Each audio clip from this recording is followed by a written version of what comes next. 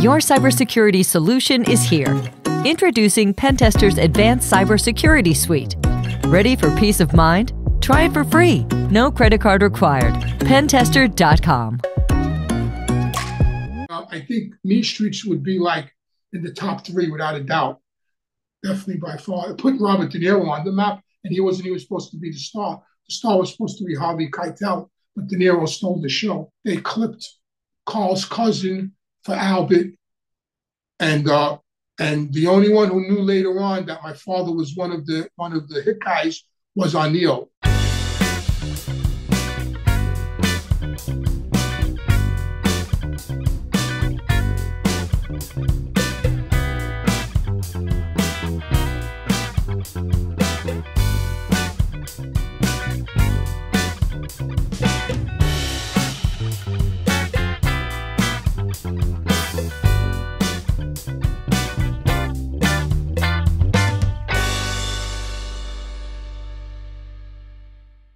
Hello, everybody. My name is Anthony Giano. I want to welcome everybody to Reformed Gangsters. And if you like my content, please hit the subscribe button and ring the bell. Also, don't forget to check out my Patreon. I got some really good exclusive content on there. New stuff coming on every day. Membership start at $1. Check it out. And also, don't forget about my merch. Check out my store. I got some good hats and T-shirts and mugs and some Fat Andy T-shirts. Check it out. Excuse my voice. I'm a little under the weather today. As you all know, I had to cancel my trip to Washington, D.C. because I have an illness. So I've been home recovering. But I wanted to put out some content today. So I want to welcome everybody. So I put out a little survey about finding healthy coping mechanisms. So whether you're a lifelong health nut or just an average Joe trying to improve your life, which method works best for you? So we put up going to the gym / yoga classes, cooking your favorite meal, reading books, listening to podcasts, hanging out with a loved one.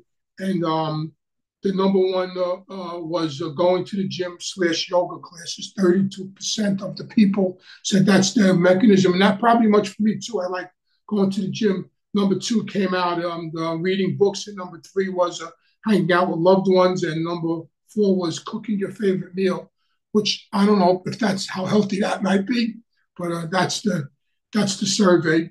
The next one was a good one too. Was which is your favorite Martin Scorsese gangster movie? But I look at the list and number 1 is probably true. But everybody seems to neglect Mean Streets.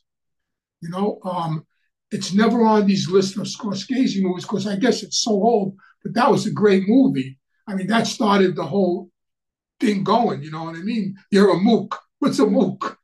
Like that was a great movie. I remember seeing that when I was a kid. I was blown away by Mean Streets. But Goodfellas, of course, came in number 1, 74%. Casino, number 2. Gangs of New York, number 4. The Departed, number 6. And The Irishman. But I think Gangs of New York, I think Mean Streets would be like in the top 3 without a doubt. Definitely by far. Put Robert De Niro on the map, and he wasn't even supposed to be the star. The star was supposed to be Harvey Keitel, but De Niro stole the show. For anybody there that sort of movie. I probably watched the most Goodfellas the most, but I think Mean Streets is probably second. Because those are the 2 I identify with the most out of all of them, really. Because I lived it. That's my era. Those are the people I knew, the way I lived.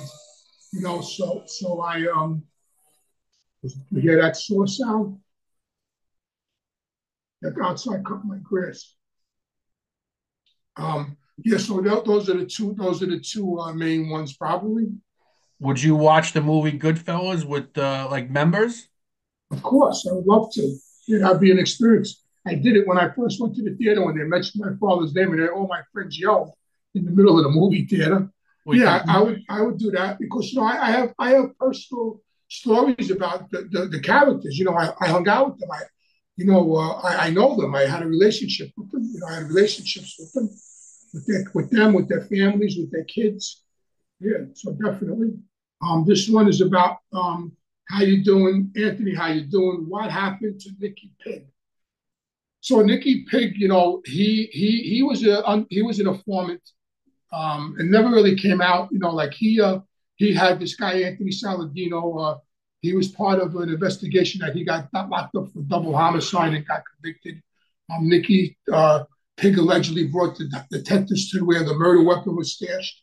The paperwork was presented to the Gaudis by me, actually, in the 70s when I was in prison. That's another whole episode I'm going to do about Nicky Pig and Anthony Saladino, who's now a made member of the Gambino family.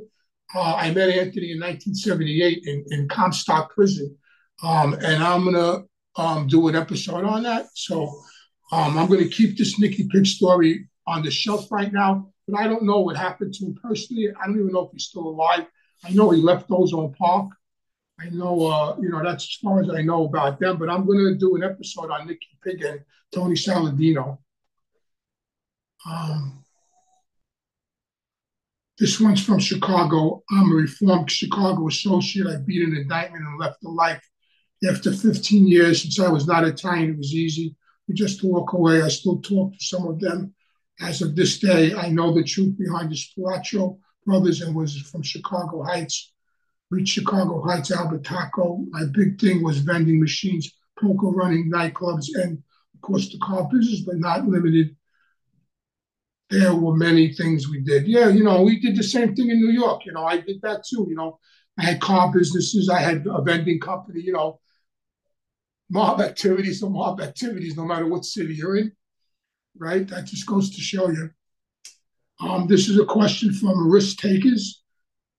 I'd like to ask you, do you know the name of Carlo's cousin your father whacked? No, I don't know that. My father never told me his name. All my father told me that was they clipped Carl's cousin for Albert, and the only one who knew later on that my father was one of the hit guys was Arnel, and Arnel never, of course, said anything, because if Carl would have found out, my father probably would have disappeared.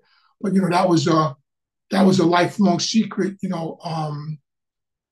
that my father performed, and Arnel at the end, really, Arnel was the only one who knew, and Tony Lee, of course, that my father was the shooter that killed Carl's cousin, and the florist's name was Alfredo Santino. Yeah, that was the florist they killed. He was an alleged informant, and they killed him in broad daylight in his florist shop.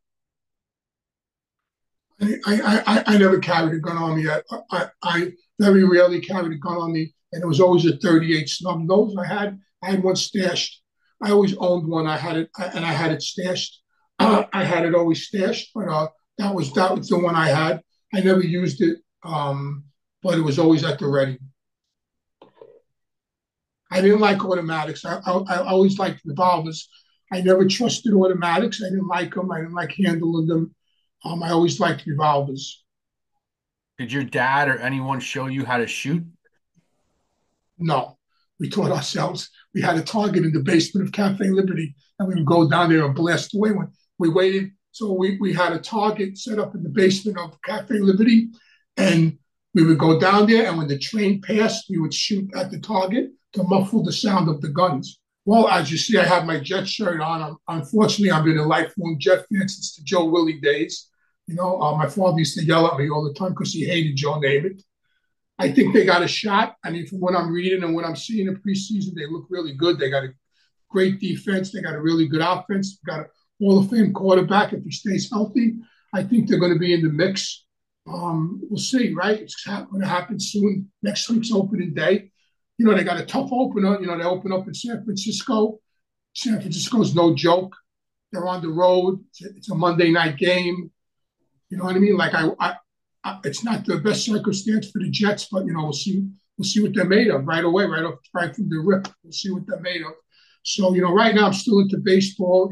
I have a hard time transitioning to football because I'm a diehard fanatic Yankee fan, and we're in the hunt now to win the division, and the playoffs are around the corner, and they're struggling. And I can't stand Aaron Boone. I think he's fucking stinks as a manager. He's a moron. So I have a hard time transitioning into football. At this stage of the game, especially when they both start when they're both on at the same time. So, I'm looking forward to the baseball players, and I'm looking forward to the NFL season. I'm not gonna, I'll give out some picks, but I'm no expert, because my theory is, like I was told when I was 16 years old by Fat Andy, who drives the Cadillacs and who drives the shit boxes? And the answer to that question is, and don't forget it, the bookmakers drive the Cadillacs and the gamblers drive the shit boxes. Yeah, I got to remind me about that Nicky Pig story. I all this stuff when we start talking, that was a major thing. Don't record this. I'll explain it to you.